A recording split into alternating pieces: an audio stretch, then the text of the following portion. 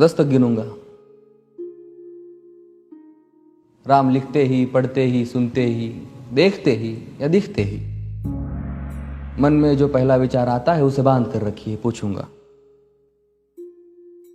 1 2 3 4 5 6 7 8 9 9 9। हाथ काट कर रख दूंगा ये नाम समझ आ जाए तो। कितनी दिक्कत होगी पता है राम समझ आ जाए तो। भाई राम राम तो कह लोगे पर राम सा दुख भी सहना होगा। पहली चुनौती ये होगी कि मर्यादा में रहना होगा। और मर्यादा में रहना मतलब कुछ खास नहीं कर जाना है, बस त्याग को गले लगाना है और अहंकार जलाना है।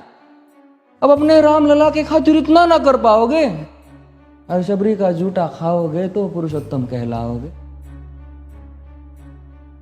काम क्रोध के भीतर रहकर तुमको शीतल बनना होगा। बुद्ध भी जिसकी इच्छाओं में बैठे वैसा पीपल बनना होगा ये सब कुछ, और वो भी शून्य में रहकर प्यारे। तभी तुमको पता चलेगा कि कितने अद्भुत राम हमारे। सोच रहे हो कौन हूं मैं? चलो बता ही देता हूं। तुमने ही तो नाम दिया था मैं पागल कहलाता हूं। नया नया हूं यहाँ पे तो ना पहले किसी को देखा है। वैसे तो हूं त्रेता से, मुझे कृष्ण किसी ने कलयुग भेजा है। भाई बात वहां तक फैल गई है कि यहाँ कुछ तो मंगल होने को है कि भरत से भारत हुए राज में सुना है राम जी आने को है। बड़े भाग्यशाली हो तुम सब। नहीं, वहां पे सब यही कहते हैं कि हम तो राम राज्य में रहते थे पर इन सब में राम रहते हैं।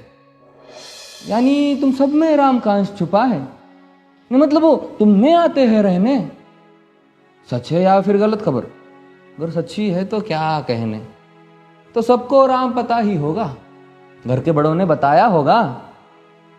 तो बताओ फिर कि क्या है राम। बताओ फिर कि क्या है राम।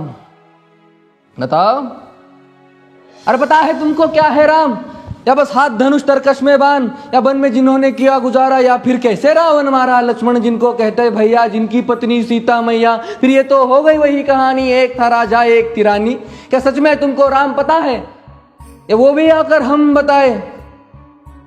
बड़े दिनों से हूं यहां पर, सब कुछ देख रहा हूं कब से। प्रभु से मिलने आया था मैं, उन्हें छोड़कर मिला हूं सबसे। एक बात कहूं अगर बुरा ना मानो, नहीं तुम तुरंत ही क्रोधित हो जाते हो। पूरी बात तो सुनते भी नहीं, सीधे घर पर आ जाते हो। ये तुम लोगों के नाम जपो में पहले सा आराम नहीं।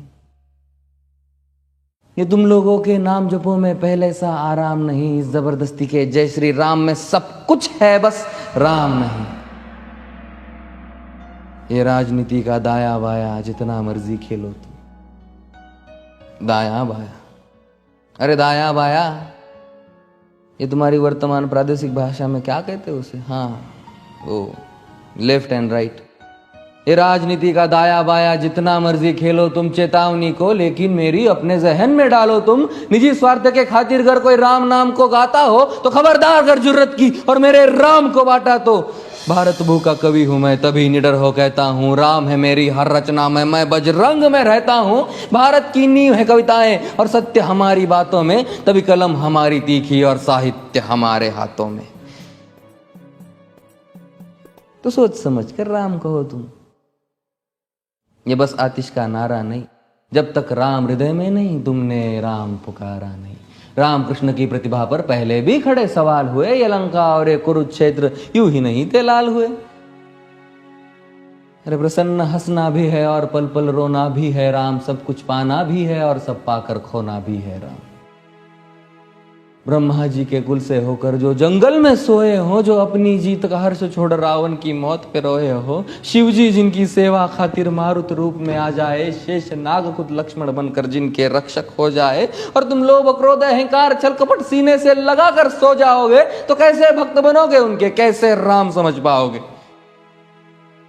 अघोर क्या है पता नहीं और शिव जी का वरदान चाहिए। ब्रह्मचर्य का इल्म नहीं, इन्हें भक्त स्वरूप हनुमान चाहिए।